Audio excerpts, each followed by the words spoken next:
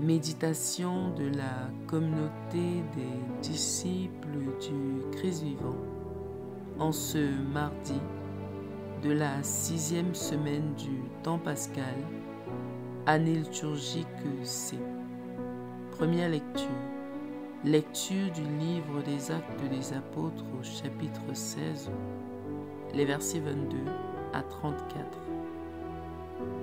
En ces jours-là, dans la ville de Philippe, la foule se déchaîna contre Paul et Silas.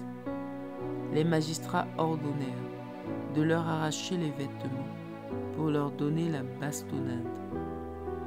Après les avoir roués de coups, on les jeta en prison, en donnant aux geôliers la consigne de les surveiller de près. Pour appliquer cette consigne, il les mit tout au fond de la prison, avec les pieds coincés dans des blocs de bois. Vers le milieu de la nuit, Paul et Silas priaient et chantaient les louanges de Dieu, et les autres détenus les écoutaient. Tout à coup, il y eut un violent tremblement de terre qui secoua les fondations de la prison. À l'instant même, toutes les portes s'ouvrirent et les liens de tous les détenus se détachèrent. Le geôlier, tiré de son sommeil, vit que les portes de la prison étaient ouvertes. Croyant que les détenus s'étaient évadés, il dégaina son épée et il était sur le point de se donner la mort.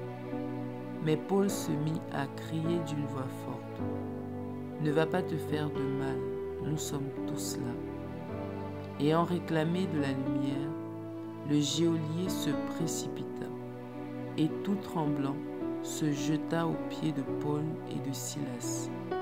Puis il les amena dehors et leur demanda : « Que dois-je faire pour être sauvé, mes seigneurs ?» Ils lui répondirent : « Crois au Seigneur Jésus, et tu seras sauvé, toi et toute ta maison. » Ils lui annoncèrent la parole du Seigneur, ainsi qu'à tous ceux qui vivaient dans sa maison. À l'heure même, en pleine nuit, le geôlier les amena pour laver leurs plaies. Aussitôt, il reçut le baptême avec tous les siens. Puis, il fit monter chez lui Paul et Silas. Il fit préparer la table, et avec toute sa maison, il laissa déborder sa joie de croire en Dieu. Parole du Seigneur.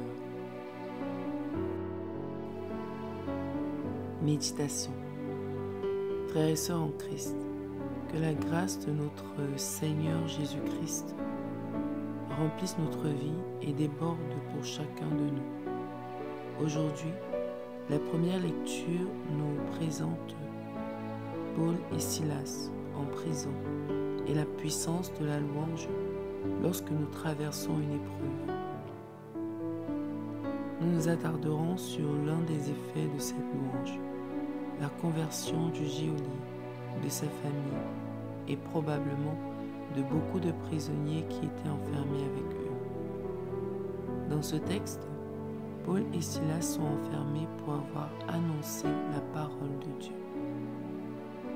Ils sont dans des conditions terribles, avec les pieds bloqués par des blocs de bois. Ils sont blessés et souffrent. On pourrait se demander pourquoi Dieu a laissé cela leur arriver. Ils étaient bien ses disciples fidèles, et pourtant ils semblent abandonnés. Nous aussi, nous pouvons traverser des périodes de notre vie où les épreuves, les difficultés, la souffrance donnent l'impression que Dieu nous a abandonnés. Nous ne comprenons pas ce qui nous arrive, où Dieu est dans tout cela. Dieu pourtant est toujours là. Et s'il laisse des situations nous arriver, c'est qu'il peut en tirer un plus grand bien si nous coopérons et agissons avec foi. Dans la situation de Paul et Silas, leur attitude face à la souffrance a permis au geôlier et à sa famille de rencontrer le Seigneur Jésus-Christ. Le fait qu'ils aient loué le Seigneur malgré la douleur, qu'ils soient demeurés dans la foi, a permis au plan de Dieu de s'accomplir. Dieu a pu en tirer un grand bien pour toute une famille.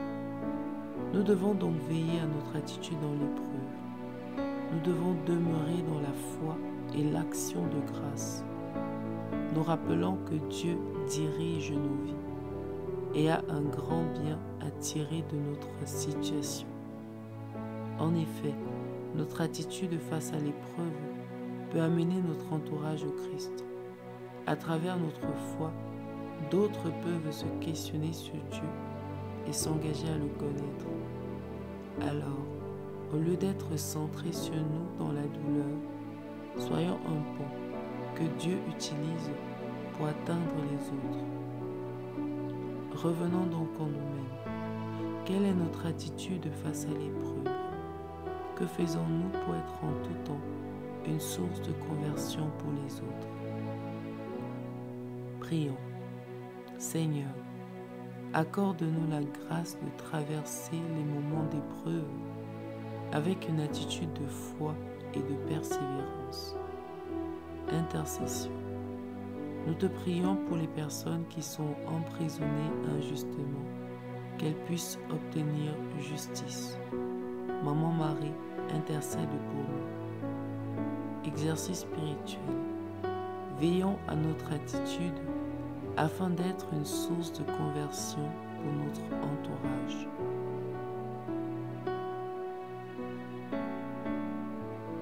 Loué soit Jésus-Christ à jamais.